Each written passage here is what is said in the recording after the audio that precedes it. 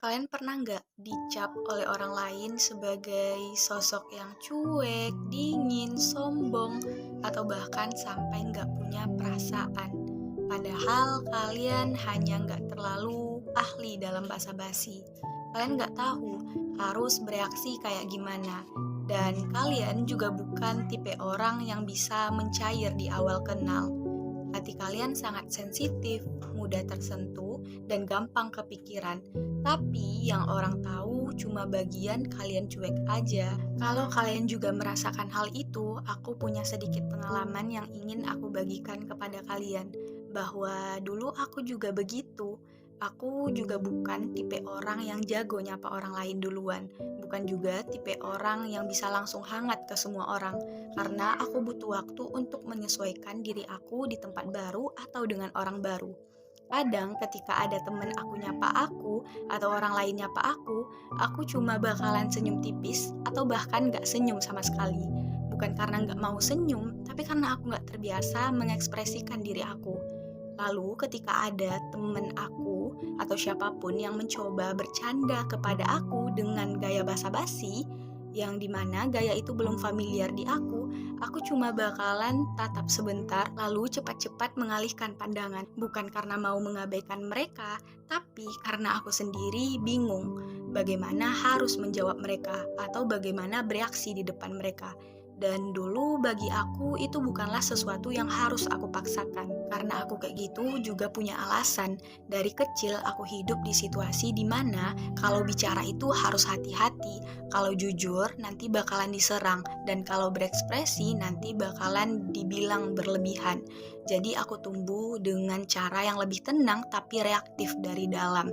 Aku lebih banyak diam di awal kenal dan lebih banyak mengamati saat berada di tempat baru. Dan sebenarnya itu bukan sombong, tapi itu cara tubuh aku menjaga diri aku dari rasa sakit dan luka yang dulu pernah aku hadapi. Tentunya nggak semua orang bisa melihat kita sedalam itu, karena manusia itu kompleks kan, dan itu bukan salah siapa-siapa, itu cuma perbedaan ritme jiwa dan cara kita memandang dunia. Memang akan ada beberapa orang yang bisa memahami kita, yaitu mereka yang benar-benar mencintai kita tanpa syarat, mereka yang pernah mengalami hal yang sama, atau mereka yang memang memiliki kepekaan atau empati yang jauh lebih tinggi daripada orang pada umumnya. Dan kalau kamu sering dicap cuek, sombong, susah didekati, padahal hati kamu sensitif, mudah tersentuh, bahkan jauh lebih peduli daripada yang dilihat oleh orang lain di permukaan,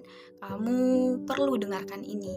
Gak apa-apa kalau kamu gak jago basa-basi. Gak apa-apa kalau kamu butuh waktu untuk mencair dan menyesuaikan diri. Dan gak apa-apa juga kalau gaya ekspresi kamu gak sama dengan kebanyakan orang menampilkan diri. Yang penting kamu tahu kebenaranmu sendiri. Kamu tahu bahwa kamu gak punya niat buruk.